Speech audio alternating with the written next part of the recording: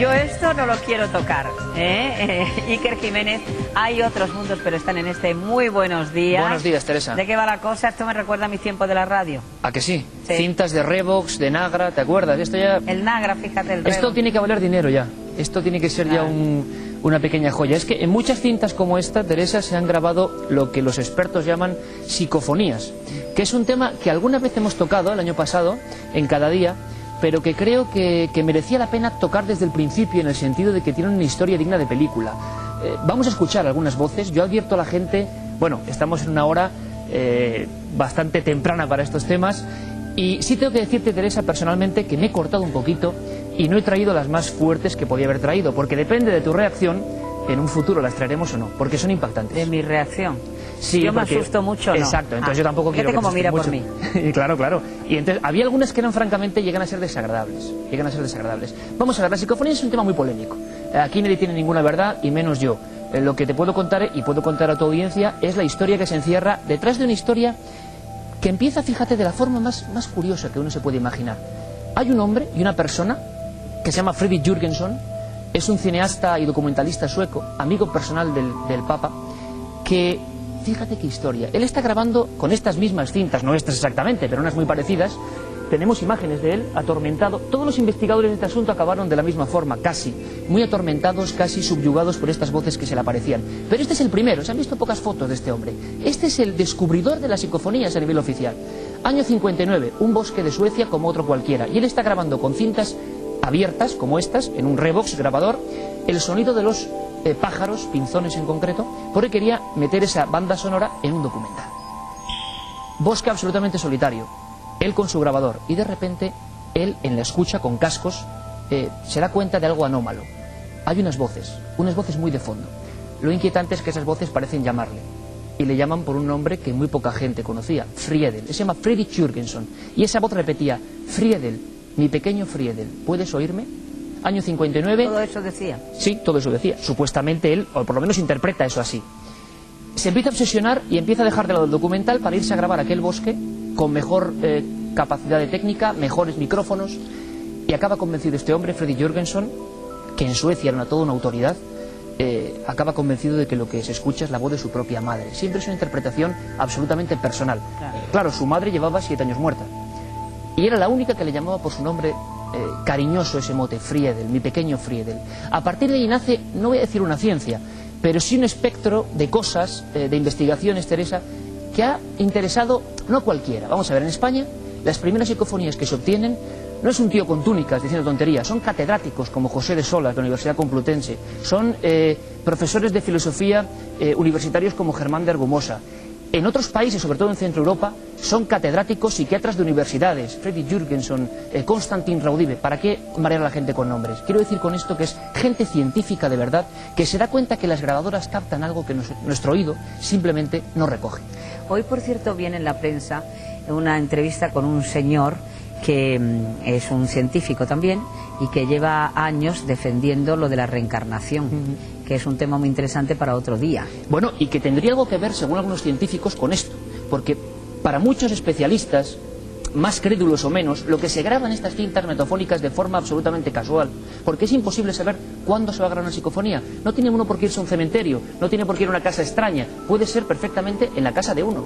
Muchos de estos investigadores acabaron muy atrapados por el fenómeno, lo hacían horas en su laboratorio, en plena casa. Y claro, cuando tú recoges voces que te hablan por tu nombre, uno, por muy serio que sea, por muy científico que sea, acaba impactado por este fenómeno, que en muchas ocasiones, y tengo que decirlo aquí, Teresa, porque sé que es mucha gente joven también la que no lo escucha, que tengan mucho cuidado. Conozco muchos casos personales de chavales que han ido a grabar cosas y realmente les ha salido. Claro, claro. Y gente que prácticamente no hacía nada si no consultaba a la grabadora. Esta cosa de que decían que si se fuera uno allí al Monte Calvario se podía rescatar la voz de Jesucristo. Bueno, eso tiene un origen realmente natural. Creo que los compañeros tienen imágenes. Fíjate que 2 nombres, Marconi y Edison, son los padres de que tú y yo ahora mismo estemos aquí. Es decir, los inventores de toda la tecnología que hace posible que hoy comuniquemos cosas. Inventores números 1 en en su historia y en la historia de la humanidad. Bueno, pues Marconi y Edison, y empezamos ahora a escuchar voces. Marconi y Edison, fíjate qué curioso, Teresa, fallecen y mueren con unas declaraciones que mucha gente dijo, ¿esta gente se ha vuelto chiflada o qué pasa? Edison, por ejemplo, dijo que después de años de estudios, de inventar los fonógrafos con los que se puede escuchar esto, hablamos de hace más de 80 años, él dice que estaba convencido de que las palabras nuestras y las de los muertos quedaban en el aire. Que el éter, el aire, lo que sea, es como un disco duro que almacena esa información. Y que él estaba obsesionado en sus últimos días de vida con construir un aparato, un grabador, que pudiera registrar las voces del tiempo. Y para Edison... ¿Pueden estar en otra dimensión? Exactamente. Para Edison, ¿sabes lo que eran las psicofonías, Teresa? Voces del tiempo. No voces de los muertos, ni voces de los espíritus, ni voces de la mente. Sino voces de cuando estábamos vivos. Bueno, como si dentro de 50 Porque cuando años... estamos muertos ya no hablamos. Claro. Supuestamente. Nadie lo sabe tampoco. Bueno, nadie sabe nada. Pero tú imagínate que dentro de 50 años viene alguien en este estudio, quién sabe lo que habrá aquí, graba y esta conversación sale. Porque se ha quedado por algún resorte. Eso es lo que creía Edison. Marconi ya pensaba... convencido de que el más allá tenía algo que ver. Me encantaría, porque le diría una cantidad de cosas yo, que no me importaría decirlas dentro de 50 años. No estaría mal, ¿eh? Mucha gente, la mayoría de investigadores, también tengo que decírtelo, acabaron no solo atrapados, sino convencidos de lo que ellos llaman hipótesis trascendente. Es decir, los seres que han fallecido buscan estas vías de contacto a través de la grabación. Yo ni quito ni pongo, este es el fenómeno, hemos descubierto cómo nace, y en España también hubo psicofonías absolutamente increíbles, algunas en sitios de tragedia, casi siempre. Bueno, recordemos que la temporada pasada tuvimos el caso este de Ochat, que decía que la madre decía que le quitara el crucifijo, ¿te acuerdas? Ah, bueno, es verdad, tienes razón. De los móviles, sí, no tiene nada que ver. Que ellas pedían que le dejaran quitarle el crucifijo de la caja porque su madre se lo decía. Exacto. Y ella lo oía. Lo que ocurre, Teresa, es que cuando son personas, vamos a llamar así, normales o cualquiera de nosotros, yo no es que no tenga confianza, pero me fío más de psicofonías como las que tenemos aquí obtenidas por ingenieros. ¿Que las vas a poner? Informáticos, claro. Ah. Claro, yo no sé qué te parece. Lo que tú digas, el espacio es tuyo. Claro, yo creo que lo que podíamos hacer, si te parece, Teresa, es escuchar 5 o 6 grabaciones que nuestros compañeros además han tenido de referencia de ¿te vas diciendo lo que son? Exacto. Ah, subtitular.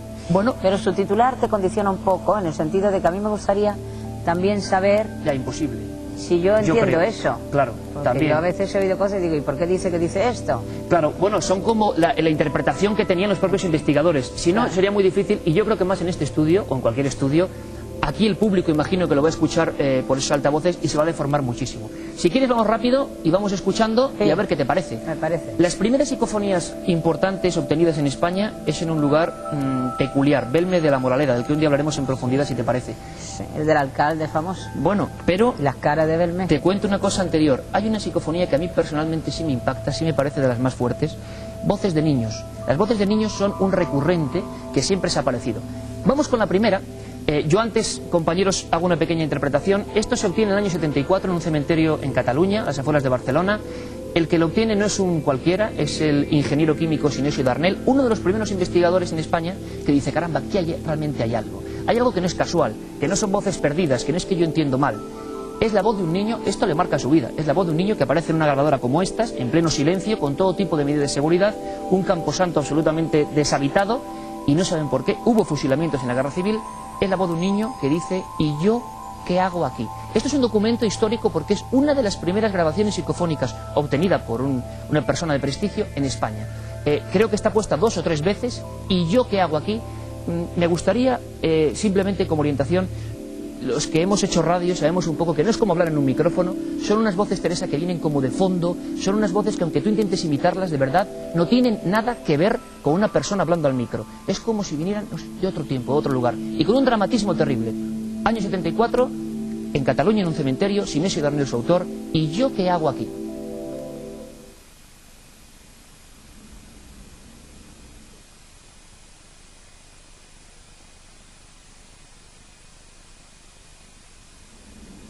Nosotros aquí creo que no hemos podido escuchar. ¿Se ha escuchado? ¿Se vuelve a poner otra vez? No.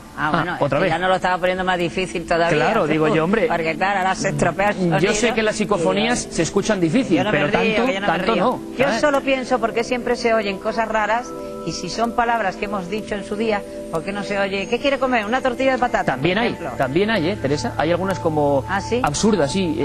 Abre esa puerta. Son trascendentes. No, para nada. Lo que ocurre es abre que... esa puerta. Fíjate, abre esa puerta. Anda que nos habrá Eso puede dicho ser una conversación en cualquier casa, efectivamente. A ver si ahora lo oímos. ¿Y yo qué hago aquí? A ver si está pasando algo raro y ya si no se oye me voy a poner nerviosa.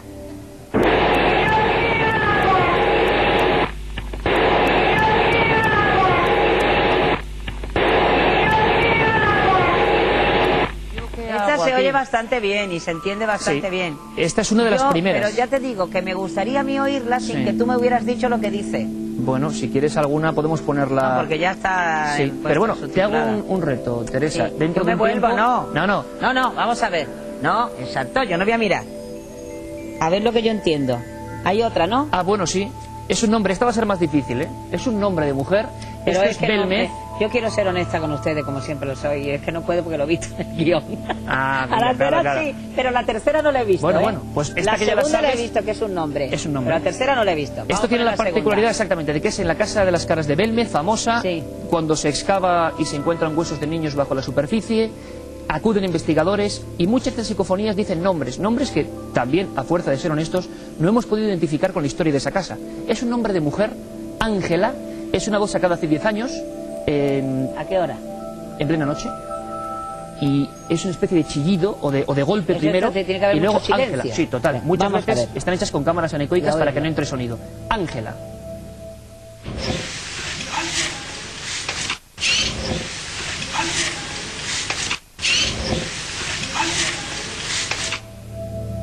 Ahí estaba Ángela.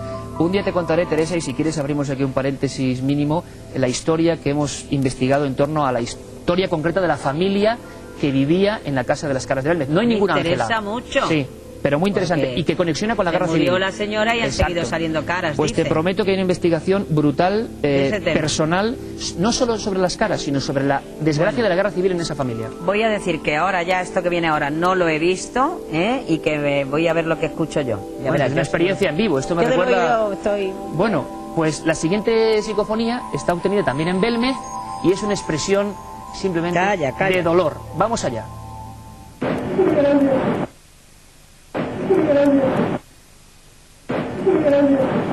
¿Dice qué daño? ¿Qué daño? Ahí no me lo puedo creer. Creo que eres la única persona que, sin saber lo que pone una psicofonía, la ha descubierto a la primera. Eso dice algo, ¿eh?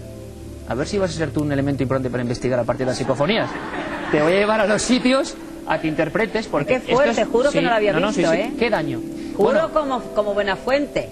Cuando me tapan los ojos. Cuando en Belmez investigamos la historia de esa familia, que te cuento si quieres la semana próxima... Siempre he pensado yo que esto era tontería, que porque no lo decía... No, qué daño. Y he entendido qué daño. Además te das cuenta el tipo... Mira, estamos viendo imágenes de Belmez... me hubiera dicho a lo mejor que era un grito de dolor.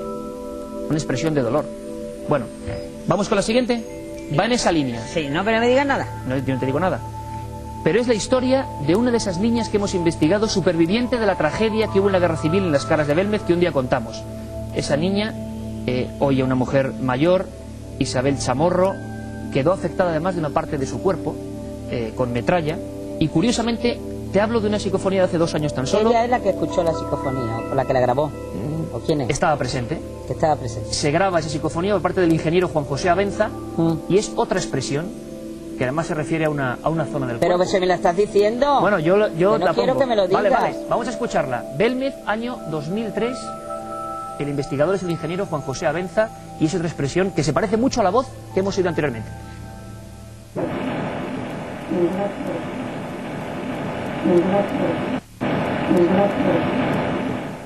Mi brazo. Te cuento una cosa. Esa niña... Me has dado... Esa niña... Vale, ya no te doy más pistas. Esa niña... esto parece un concurso, ¿me recuerda esto? Esa niña sigue teniendo todo metralla en el brazo, quedó muy herida del brazo, y para ella fue un impacto tremendo que investigadores, ella sin conocer el tema de las psicofonías, en esa Casa de las Caras grabase una voz que decía mi brazo. Vamos con otra porque creo que apenas tenemos tiempo. Este no te voy a decir nada, no te voy a decir nada. Caras de Belmez, el investigador Pedro Amorós consigue una de las más claras, es como una amenaza, tiene que ver totalmente con la historia de esa casa, y vamos a seguir nuestra especie de concurso psicofónico. Vamos a ver si la gente entiende, bueno, la gente sí porque lo va a leer, vamos a ver Teresa que entiende.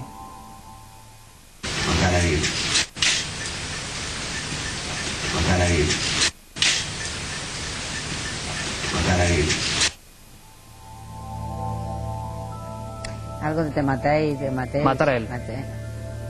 Matar a él. Matar a él, claro, pero es que matar a él sí, es una expresión, matarle, diríamos, ¿no? Sí, matar a él. Un poco pero rara. te das cuenta de que estas psicofonías lo que son palabras como sueltas, que no sabemos si tienen que ver con la historia o no. Vamos con la última. Ay, Dios mío, esta noche voy a tener que dormir con tapones. Para mí una de las más impresionantes que se han obtenido nunca, y repito que me he cortado bastante, es una expresión terrible. También el autor es Pedro Amorós. Esto no se hace en ningún cementerio, ni en ningún lugar extraño, ni en una casa encantada. Es en el laboratorio de su propia casa, que hay que tener bemoles para hacer esto en tu propia casa, con todo tipo de aparatos. Es una voz de niño, que además, cuando se estudia el espectro de la onda, la voz del niño se va acercando a él. Ay. Y le dice algo terrible. Solo te digo una cosa, Teresa. ¿Qué? Hay dos tipos de psicofonías. Yo te digo a ti que no tenemos tiempo. Bueno, se deja grabando, Sin verlo no tenemos tiempo. Vale, o se hace una pregunta. ¿Qué? En esta ocasión la pregunta del investigador es ¿de dónde proceden las psicofonías? Y hay como una llamada, como una invitación. Voz de niño, vamos con ella, es la última.